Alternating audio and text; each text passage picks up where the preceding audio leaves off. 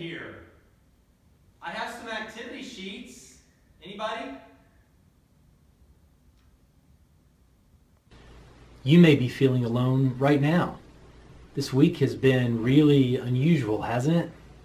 Empty stadiums, empty arenas, empty ice rinks, empty church buildings. And it's been a difficult week to process. I know some of you have been very disappointed about things that have changed. Some of you have been fearful about the virus and what it might do. Some of you might be in some of the higher risk categories, and so you feel a very real concern for your own personal safety. Sometimes it's easy to make decisions rashly because everything seems different. It's possible to feel anxious or maybe even easily aggravated. All these things are normal responses to the kind of stress that we've all gone through this last week, when it seemed like every 10 minutes brought a new piece of information, a new restriction, a new something we've never seen before. I don't remember ever experiencing a week like this, a week when Purdue sent students home and told them basically not to come back to learn online for the rest of the semester, when all study abroad projects were canceled at Purdue, when businesses and schools and churches and universities essentially shut down, all to prevent the spread of a virus. But I'm proud of Elmwood for doing our part to first of all, just be part of this effort to slow the spread of this pandemic so that healthcare can keep up with the people who will get it. I think we're very mindful of the people in higher risk groups that are among our number, and we want to protect them. We don't want to infect them. Even if you're not one of those people in a high risk group, you might know people that are in a higher risk group. You might have family members that are in that group. And so by not meeting, yes, we're respecting the powers and authorities, but we're also trying to recognize the danger that there is. So we're taking a break from the series that we had been in about women and Elmwood and the church.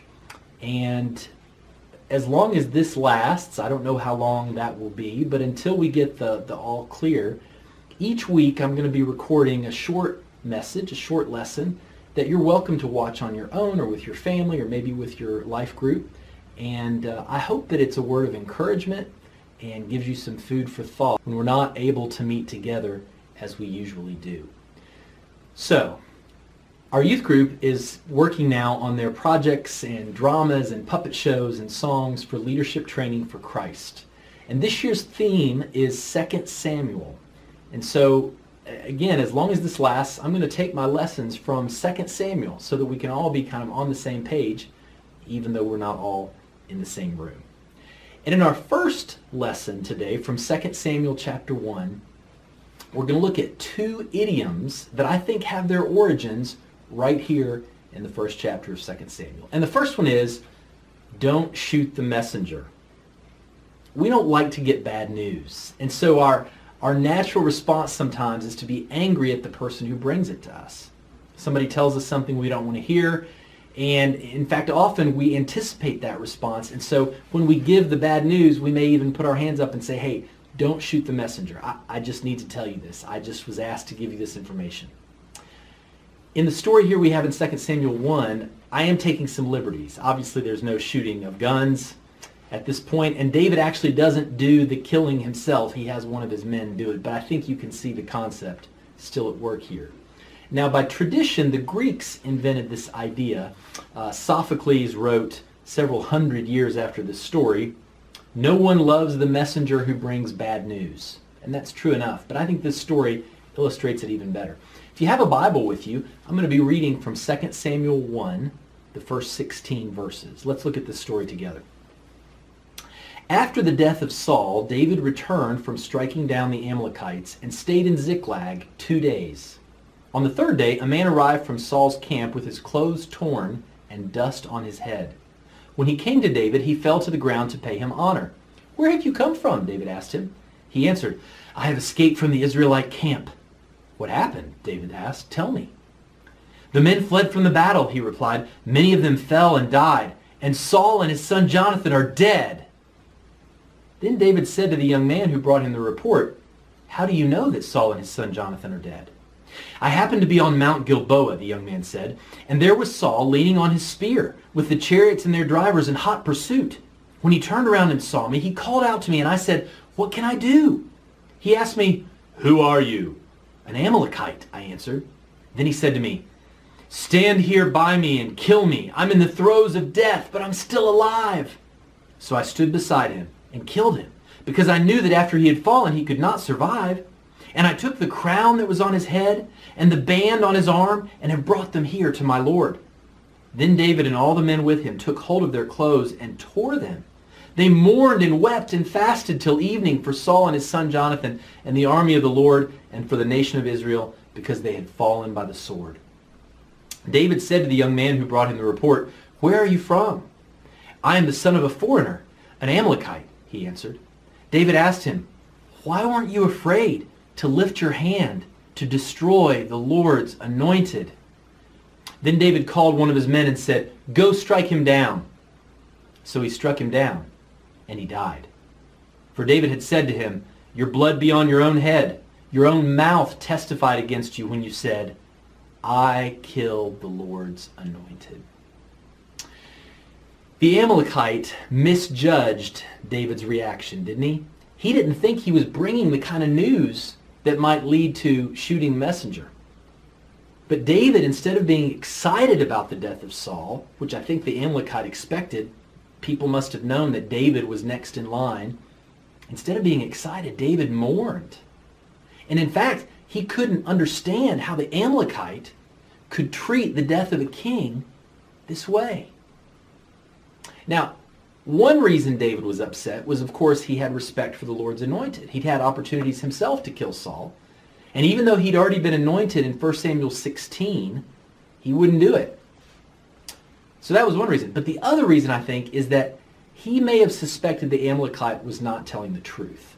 If we look back in 1 Samuel 31, just the previous chapter, we read the story of the death of Saul, and it goes very differently than the way the Amalekite told us. Let's look at this story. Starting in verse 3. "The fighting grew fierce around Saul, and when the archers overtook him, they wounded him critically. Saul said to his armor-bearer, 'Draw your sword and run me through, or these uncircumcised fellows will come and run me through and abuse me.' But his armor-bearer was terrified and would not do it. So Saul took his own sword and fell on it. When the armor-bearer saw that Saul was dead, he too fell on his sword and died with him. So Saul and his 3 sons and his armor-bearer and all his men died together that same day."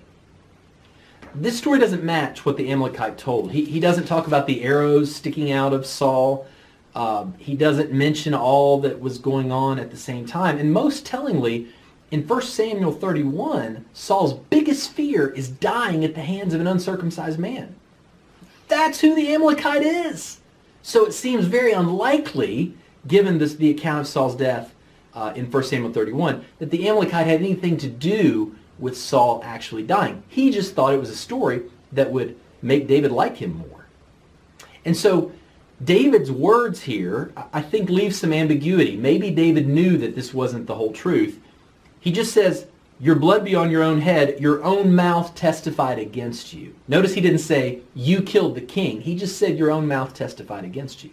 So whether this Amalekite was telling the truth, in which case he was a murderer of the king, or not telling the truth, in which case he was a liar and a looter, in either case, his own words, David said, had condemned him. So don't shoot the messenger. I think we see a little bit of that story right here. The second idiom that we have that comes directly from 2 Samuel chapter 1 is "how the mighty have fallen." Now, when we say "how the mighty have fallen," it's often with a little bit of superiority, maybe judginess. So maybe the person that was giving you orders a minute ago now needs your help, and you say, or maybe think to yourself, "How the mighty have fallen." Or perhaps there's a child actor who was very famous at one point and now is in the supermarket tabloids working at a car wash for minimum wage. And you think, how the mighty have fallen. David uses the phrase entirely without irony. So when he coins this expression, he says it 3 times in 2 Samuel 1, I think he means it with all sincerity. Look in verse 19 as he's lamenting the deaths of Jonathan and Saul. A gazelle lies slain on your heights, Israel. How the mighty have fallen.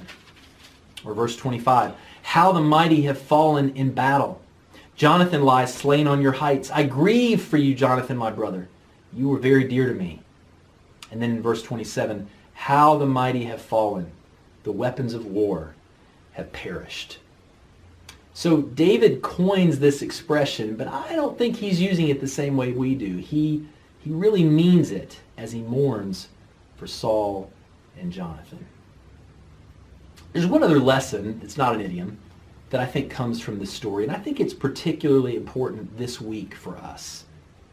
And that is that David did not take pleasure in the misfortune of someone else. Now, it seems like he had good reason. He knew he was the king in waiting. And yet when he finds out that Saul has died, he doesn't rejoice. You know, there have been a lot of decisions made this week by people in your life, in the government, among your friends. And you might not have made all those decisions yourself. And I think it's a temptation sometimes to think, I hope that person is proved wrong. But I don't think that's the spirit we need to have about the current crisis. I think we're called, like David, even if the outcome is something that maybe isn't that bad for us, maybe if the outcome is what we expected in the first place, let's cheer everybody on. Let's hope that we all weather this, that people from every country, from every walk of life, from every low-risk and high-risk group are able to work together to weather this storm.